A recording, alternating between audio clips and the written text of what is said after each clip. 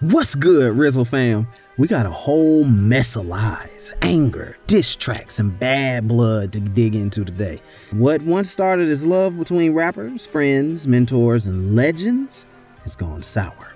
Originally, the beef was mostly between Drake and Pusha T. Over time, Kanye made his mind up. There's also the fact that Donda and Certified Lover Boy have been neck and neck pretty much ever since they came out, although CLB has been getting a huge number of streams compared to Donda. Kanye had taken Pusha under his wing a long time ago, and he wasn't about to flip on him. Drake took that personally, and things have kinda snowballed from there. While the beef has been on and off and has laid dormant for a long time, that just means that the grudge has had time to get worse and worse.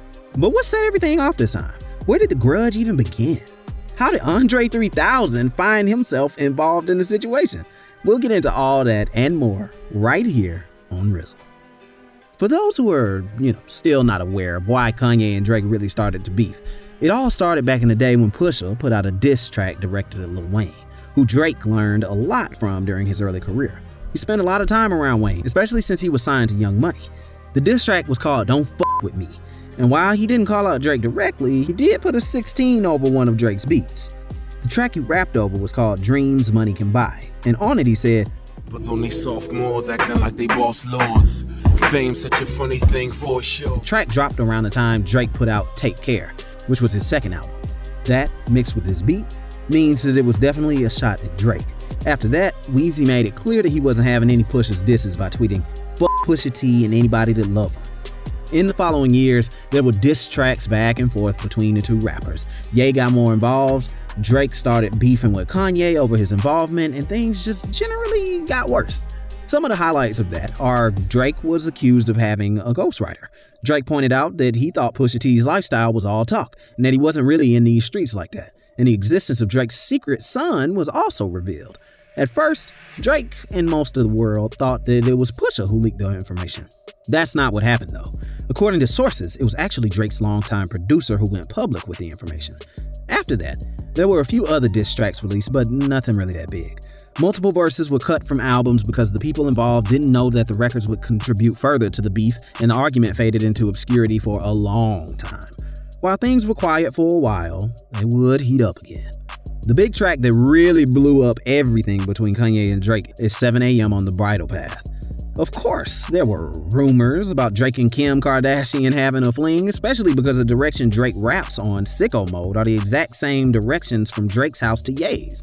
But that's mostly speculation. And then there are other lines of Drake confessing his sins to Ye on Wants and Needs. The thing about the track from CLB is that whether Drake is bluffing or not, he had some really hard bars for Ye. "You ain't famous to me. Told you I made it straight for the head, not aiming to please." Drake says during one of his verses.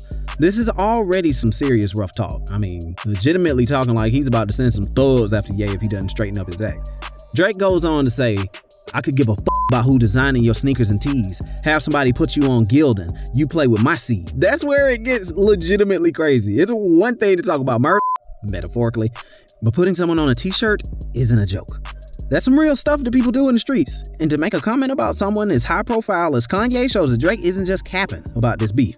Now, the whole way that Andre 3 Stacks got involved is a little strange, especially on Drake's part. He's the one who released the Kanye track, even though everyone in the world who knows about the track thinks it's absolute bars. So maybe Drake was trying to stir the pot by releasing it, but everyone agreed Ye was absolutely spitting. And with 3 Stacks on the track, how could it not be heat? The track is called Life of the Party, and Andre just thought he was gonna hop in the studio, spit some lyrics about how meaningful his mother was to him, and he did that. And his lyrics are legitimately touching. The issue happens once Ye's verse comes in.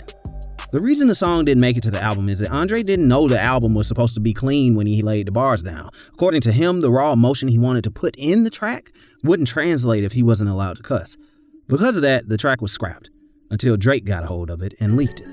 Since the song was about parents who had passed away, it was only fitting that in the production, Ye would include samples of the late rapper DMX. Andre really got emotional during his verse, and it absolutely sucks that the track had to be dropped this way. It must be awful for 3 Stacks knowing that the song had to come out with this negative energy rather than just being released as he expected on the album. Andre released a statement about the entire thing saying, "The track I received and wrote to didn't have this verse on it. It's unfortunate that it was released in this way, and two artists that I love are going back and forth like this. Andre obviously has love for both of them and is upset to see both of them fighting, but honestly, it makes sense given all their differences in the past. And according to different sources, Kanye is mad that his song got leaked at all. Kanye's manager revealed that Kanye wanted to squash his beef once and for all. According to him, Ye was hoping that Drake didn't diss him on Certified Lover Boy. Kanye just wanted to focus on his family, kids, and his art and his faith. And maybe that is the reason why on the final Donda album there's not a single diss at Drake. He really does want to get over with his petty drama.